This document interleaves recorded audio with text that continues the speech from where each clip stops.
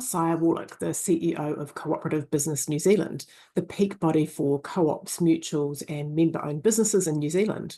And thank you so much, listeners, for joining our Leader Conversation series, where senior leaders and subject matter experts share their knowledge and insights on the cooperative model. And today we're speaking with Luc Vanoirbeek, who is the General Secretary of the Association of Belgian Horticultural Cooperatives, or VBT. So I will pass across to Luc now to introduce himself and to describe a little bit about what his organisation does. Hello, I'm Luc. I'm Luc Vanoirbeek, and I'm the General Secretary of VBT. VBT is an umbrella organization, and we do have 3 members, big cooperatives. The biggest is the Belgian Cooperative, and it has a turnover of approximately 650 million euros. Then you have Corporation Hoogstraten. It's near the Dutch border.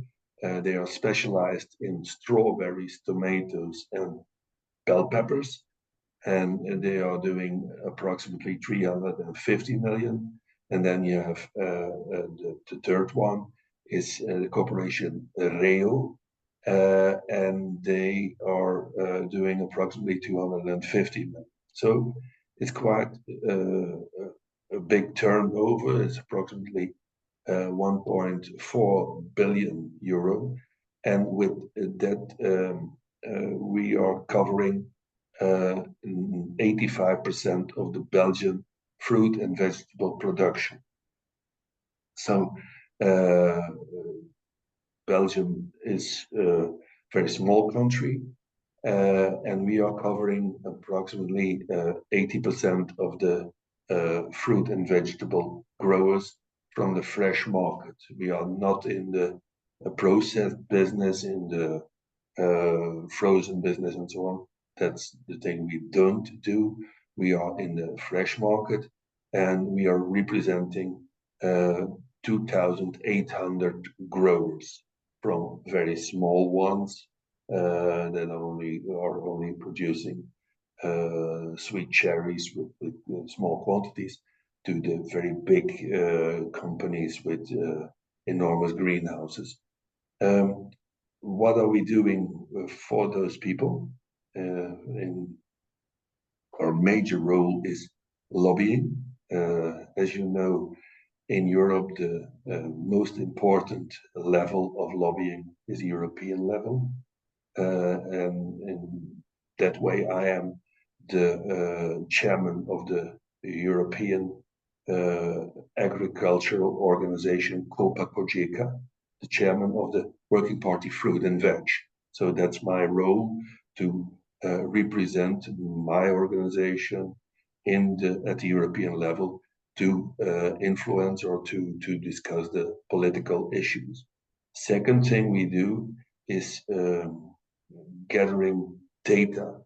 We have a huge amount of data, prices, volumes, throughout the last 50, 60 years here in our production. So we can work with this. And then we have some services that we provide for our members, for instance, in packaging, but also in plant protection products.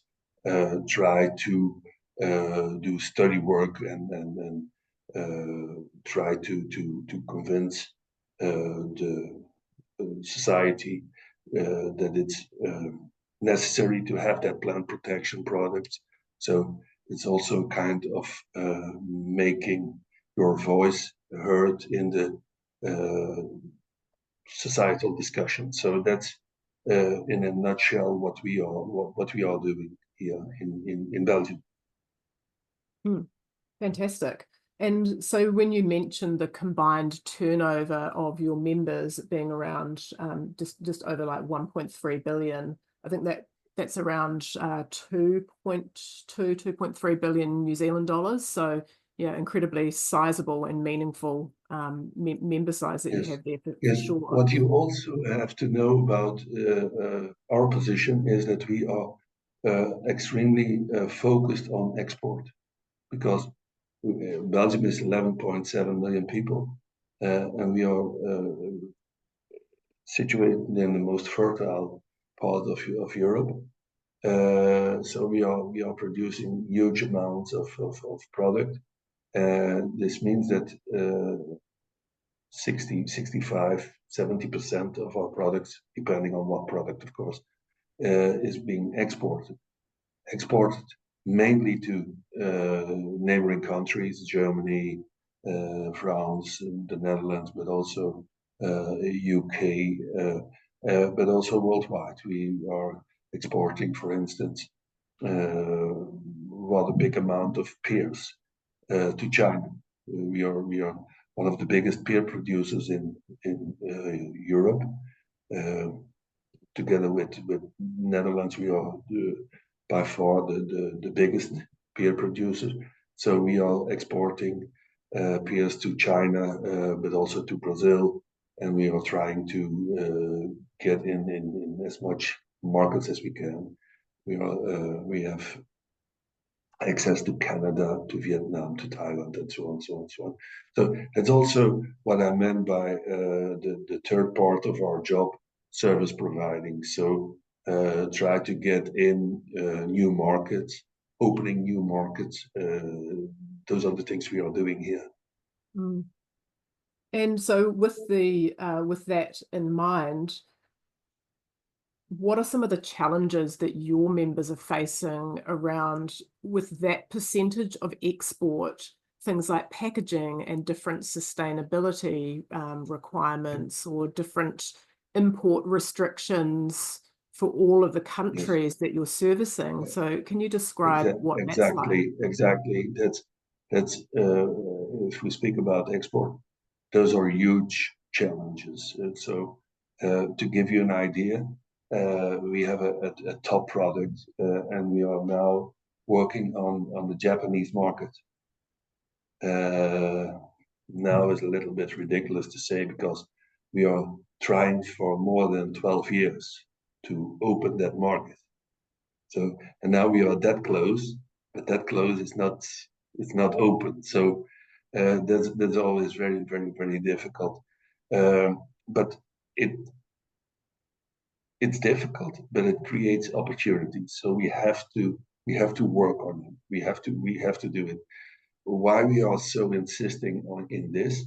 It has also to do with recent history. We were the main providers of pears and vegetables in Russia. But as you know, in 2014, the Russian market was closed for us. So we have to look for alternatives for other markets. And then we speed up that opportunities and possibilities to do so. So that's one thing. But our main activity is within the European Union. So we are exporting outside the European Union, but our main market is the European Union. And there we have some challenges. If I rank them, uh, first of all, it's climate change. And now I'm speaking not only Belgian at the Belgian level, but at the European level. That's really an issue. If we look at production changes, then it's already happening. People always say climate change is coming, and climate change is here. If we look at countries like Spain and like Italy and like Greece, they are really suffering from extreme heat waves. Portugal, they are suffering from extreme heat waves throughout, and this has an influence on production. So they are really uh, looking for new alternatives to new production. So climate change is on top. Climate change, not only climate, but also upcoming diseases through climate change and globalization and those things.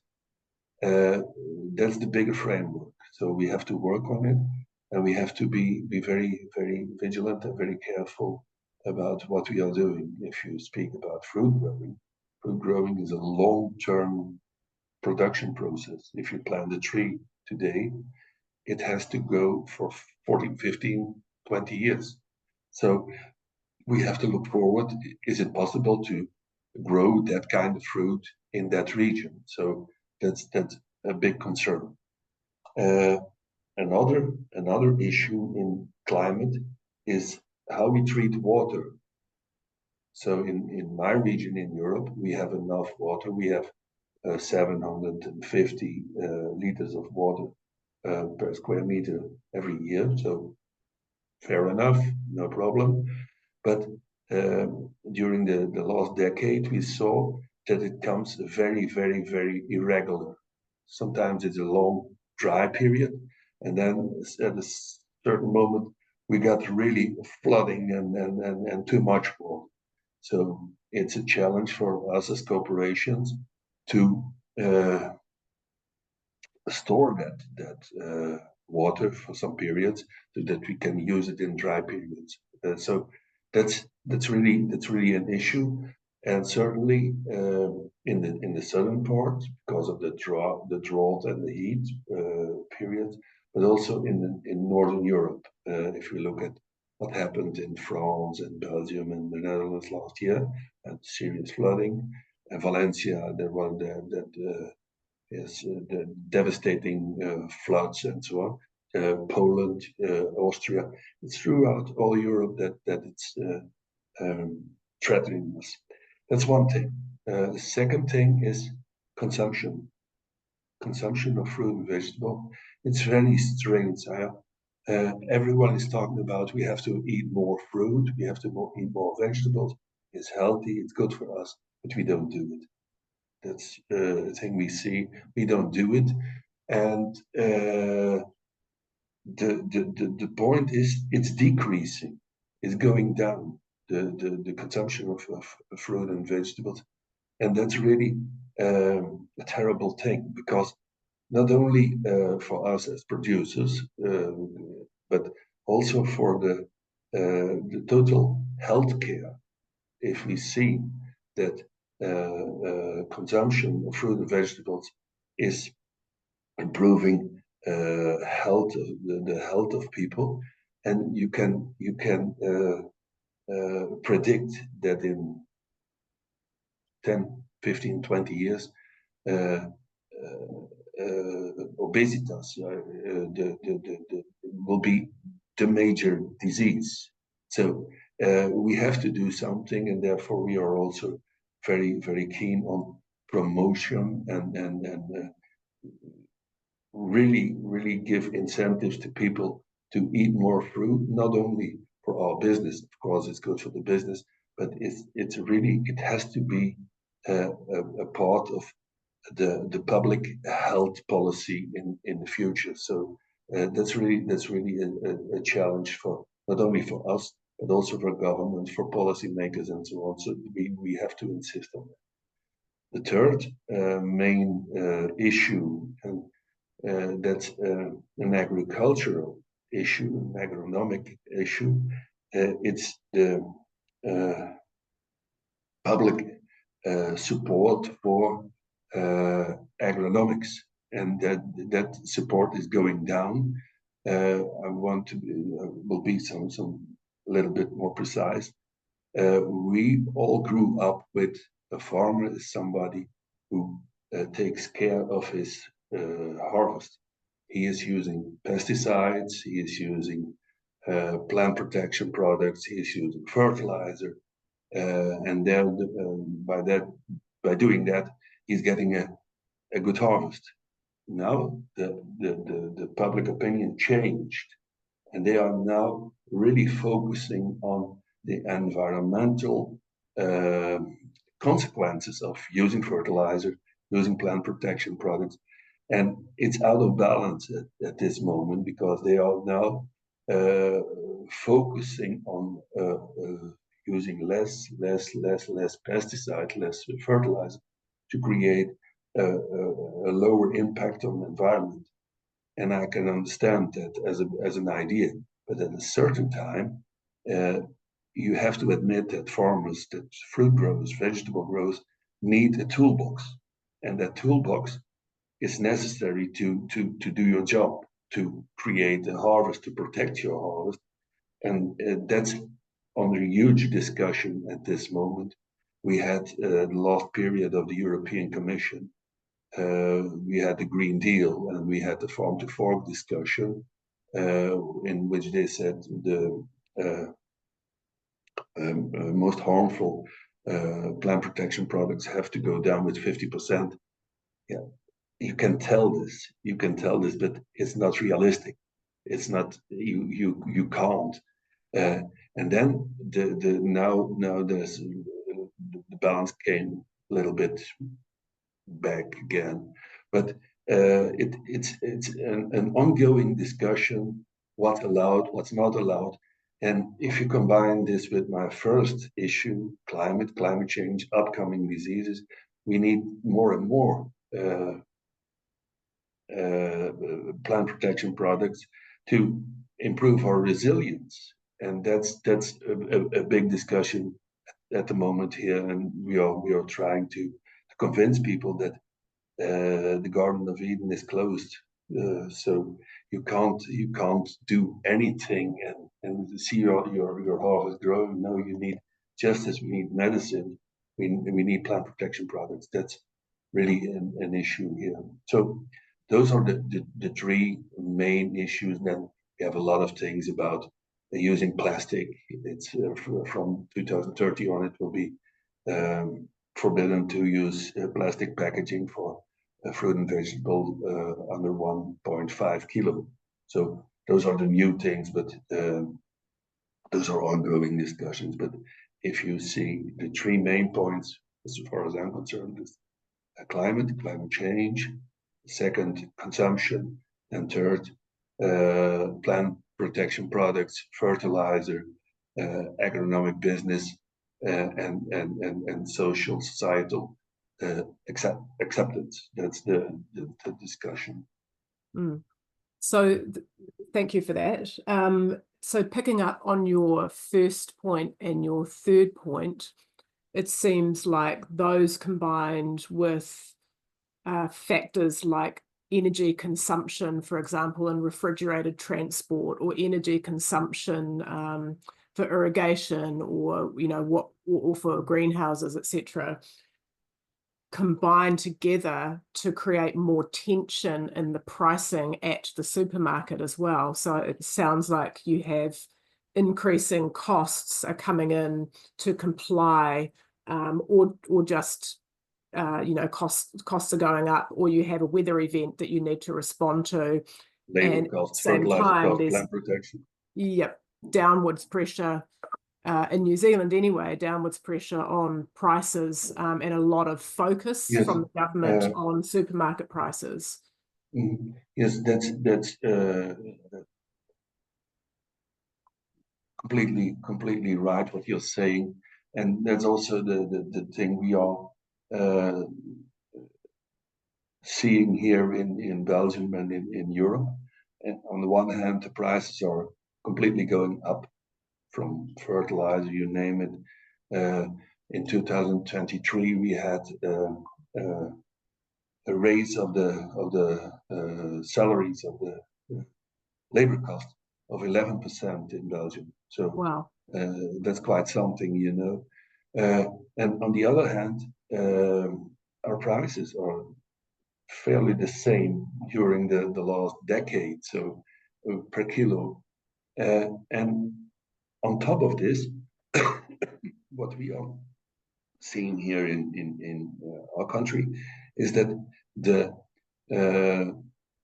policy of different retail chains is that they are installing different quality schemes on sustainability, on labor conditions, on different new issues, and then they are imposing this on the farmer.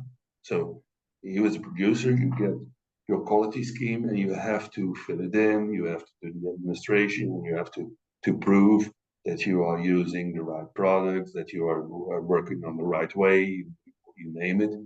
But there is not an added value for you in pricing. So the burden of the whole sustainability discussion and improving sustainability is put down to the farmer. He has to eat it, and we are not rewarded for this. This is an unfair situation, and thanks to our cooperatives, we can give a small answer to this, because we are so concentrated here that retail has to come to us.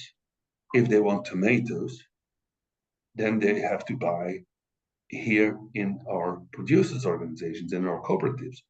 If they don't want to, they will not have tomatoes. So we have quite a strong position. I see. And even we have that strong position, we cannot translate the whole sustainability discussion into a price discussion. It's very, very difficult for us. What can we do? For instance, we can work on the payment conditions, when they do have to pay us. And that's quite easy for us. If you want to buy at the Belgian auction, you have to get an accreditation from us, from VBT.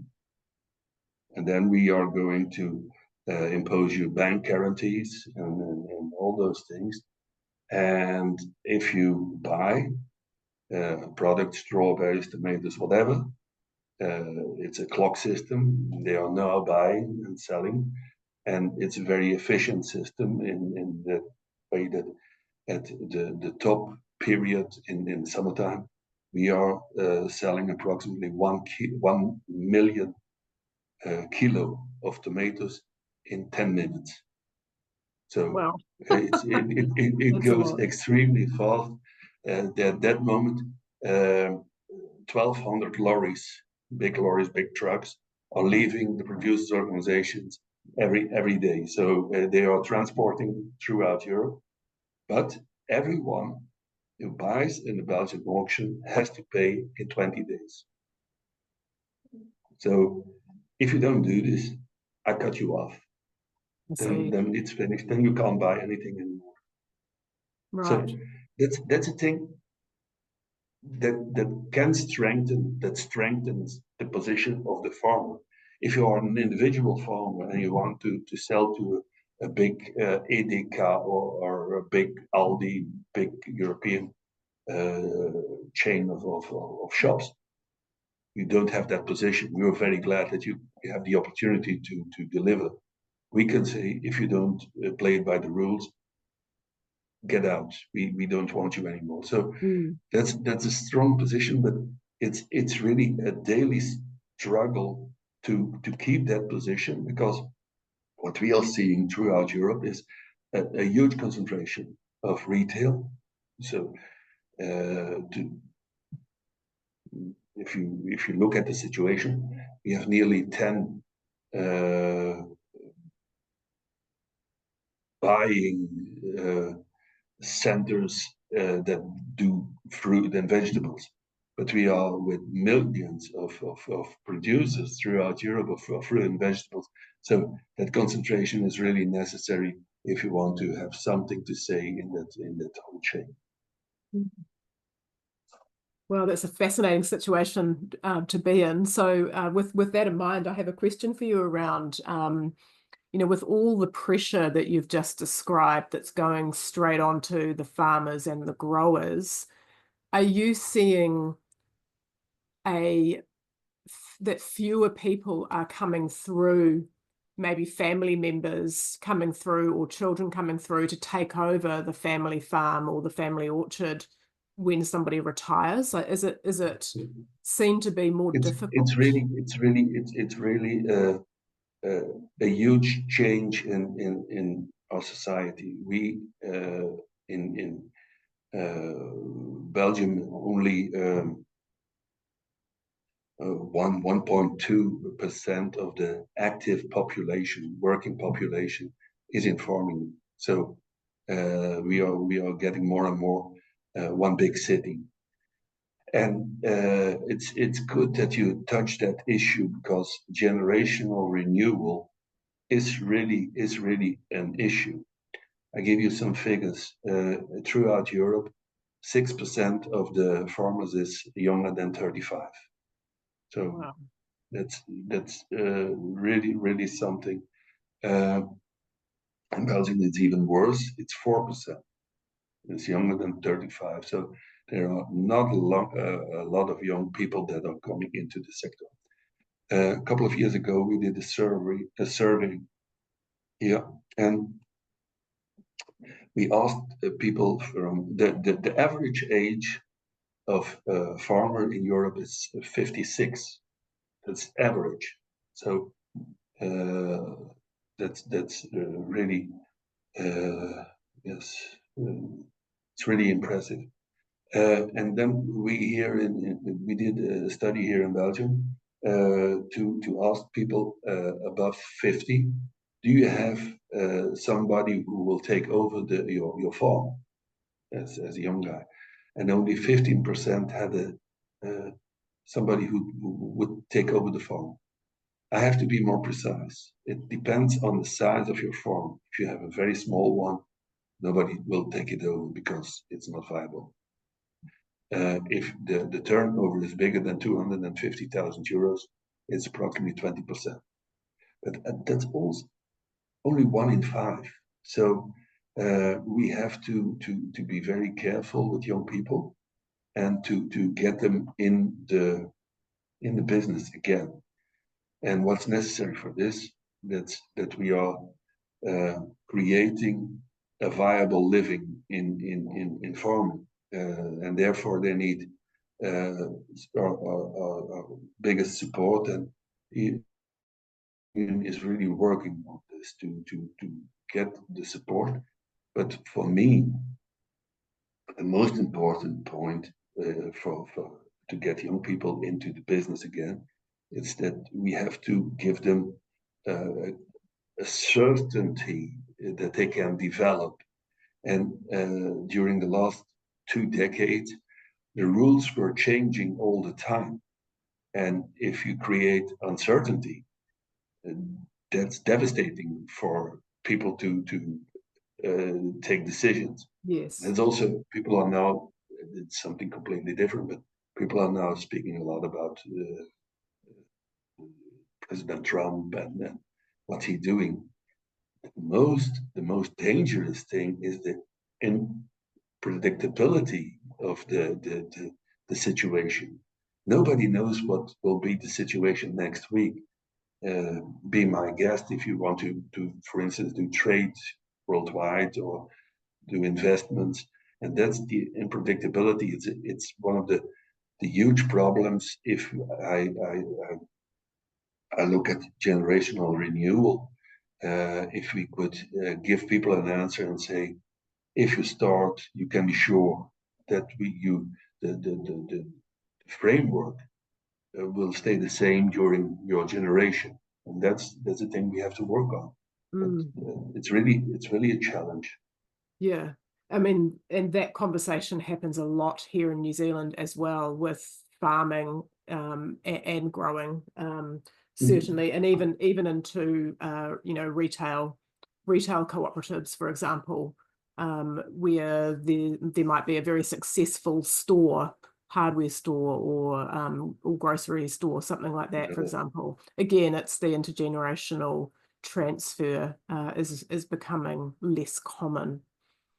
So with that conversation we've just had, then I'm just curious about the immigration policies of the EU, and does that impact the ability, when you have a crop which is picked very intensively over a short period of time and you need to bring in many people, maybe from outside? Like, what can you describe the situation that your members face there? With great pleasure. because I saw the change in this. I'm 62 years old, so I've seen something. When I was young, in my village, we were fruit growers at home. Uh, the youngsters and mothers and the people that were in free took holidays on their job to do the picking, and it was a local community business. But at a certain time, we got some, for Belgium, it was a special case. We had some immigration from India, from people that were refugees from over there. They came to Belgium to work here. So that was the first gulf of immigrants. And then we had several people from Southern Europe, Portugal, and Spain. But it was an inter European migration. So availability of labor force is has always been an issue because we were growing more and more intensive. We needed people, and people were interested to come because there was a huge gap in salaries between Spain and Belgium, and so it was interesting for them. So they came, and the game changed completely from 2004 on, because in 2004 Europe was opened to the eastern countries, Poland, Czechia, Hungary, and so on and so on. Later on, even with Bulgaria and Romania, and those people came. That was a very, very good thing because it was a win-win situation. We had labor force availability of people, and they had a triple salary compared with their home situation. So it went very, very well. For us, it was quite a challenge because we had to create housing. If you are working with people that stay in Belgium and go home every evening, no problem. But then we had to do this. What we see that is that the standard of living in those countries improved, thanks God. So it's less and less attractive to come to Western countries because, and if they go in other sectors, transport, building. So, and what we are seeing now is that people from Ukraine can come to work here. So it's an issue, but we can solve it. To give you an example of a country that has huge problems with this is the UK, because they had a policy of stopping migration. But if you need a fruit picker, he is not high educated. So if you don't allow him, people in Kent, in the fruit region, had huge problems to get people, because you can tell everyone that the British or the Belgians or the Dutch people have to pick fruit and how interesting it is, and you're in the open air, and so, but they don't do it. Believe me, they don't do it. You need people that are really motivated and come to earn a lot of money in a short period, and we need them. To give you an example, we have 11,000 hectares of pears here in our country. It's a huge business. It's a huge business, but you have to pick those pears in 3 weeks. So you need a lot of people in a short period. So, but that's really something. We are lucky for the moment that we still succeed in getting people, and therefore I'm also always insisting in treating your people well. If you treat your people well, they will come back. Yes. Normally. But if you don't, and that's not only a question of money, it's a question of attitude. How you are dealing with your people, how are you organized? So that's really an issue. Mm, mm. Yeah, it certainly sounds quite similar to the situation that Yes, we I have think here. that's all over the world the same thing. Yeah. If you need people, you can't do it all by yourself. So treat them well, fair payment and all those things, housing. That's necessary because it's really important that you have good staff and good labor force. So why shouldn't you? Yeah, absolutely. And I guess, from our perspective as a small island nation, many miles away from most places, we certainly rely a lot on labor coming in from outside of New Zealand. Who's coming to work in New Zealand? A lot of Pacific Island workers come in for fruit and vegetable. And also we do have a contingent that comes from Europe, actually. Backpackers, believe it or not, will come to New Zealand and they will sometimes work in maybe the kiwi fruit, for example, kiwi fruit season. So yes, there are still some backpackers that enjoy their time in New Zealand whilst Yes, and picking fruit. they pay their stay by the work they do. Yes. Perfect. Yes. Don't tell my children. Okay. Great. Well, I mean, this has been an absolutely fascinating conversation. I really appreciate your time. And I have one final question to ask you before we wrap up. This might be one you have to think about. So, here in New Zealand, we've been thinking about it's the International Year of Cooperatives, and what would it take for cooperatives to continue to thrive for the next 50 years? So my question to you is, what do you think it would take for cooperatives, your members, to continue to be successful in the next 50 years? For me, there are 5 things that are coming into my mind. First of all, a cooperative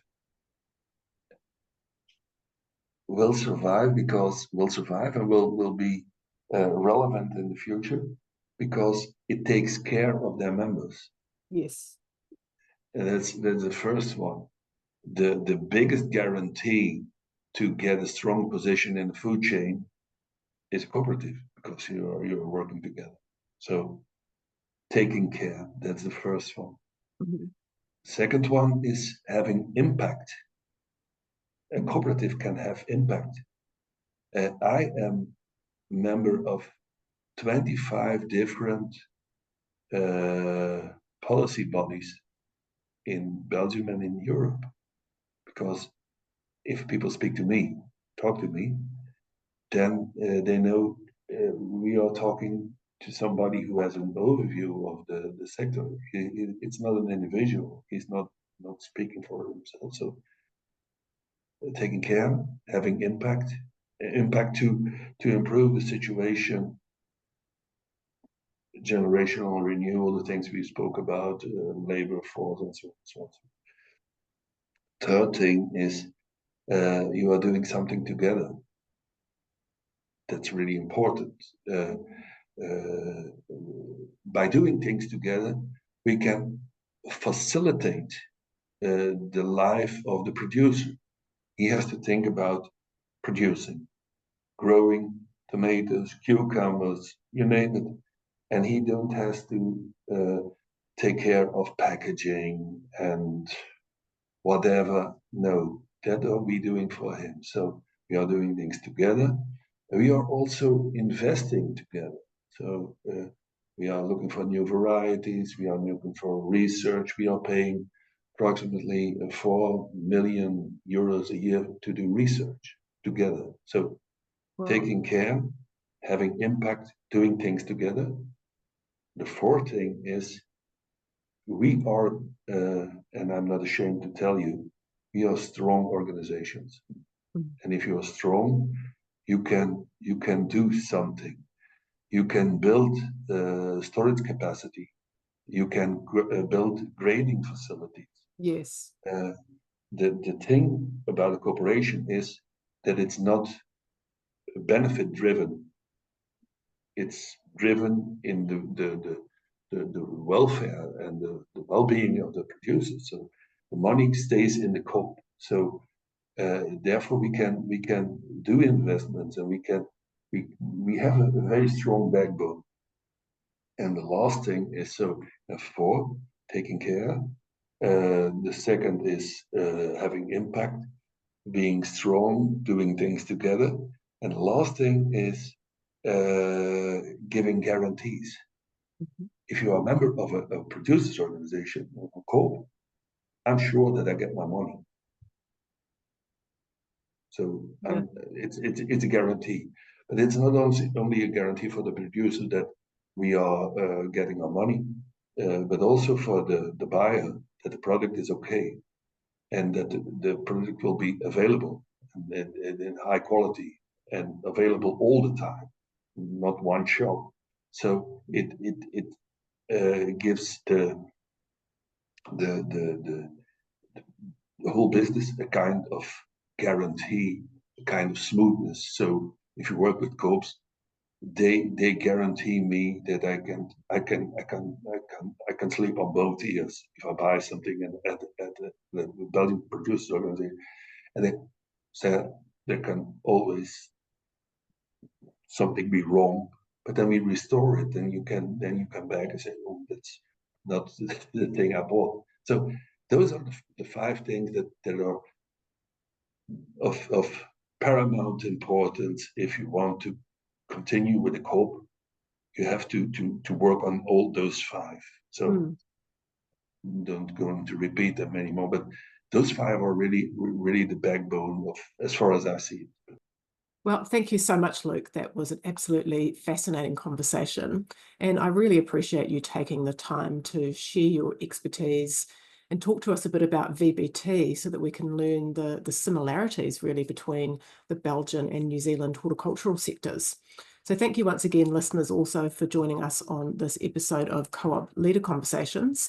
And for anyone wanting to engage on the co-op, mutual or member-owned business model and be part of our network, or if you're considering establishing a cooperative here in New Zealand, please do get in touch. And thanks everyone for joining us today.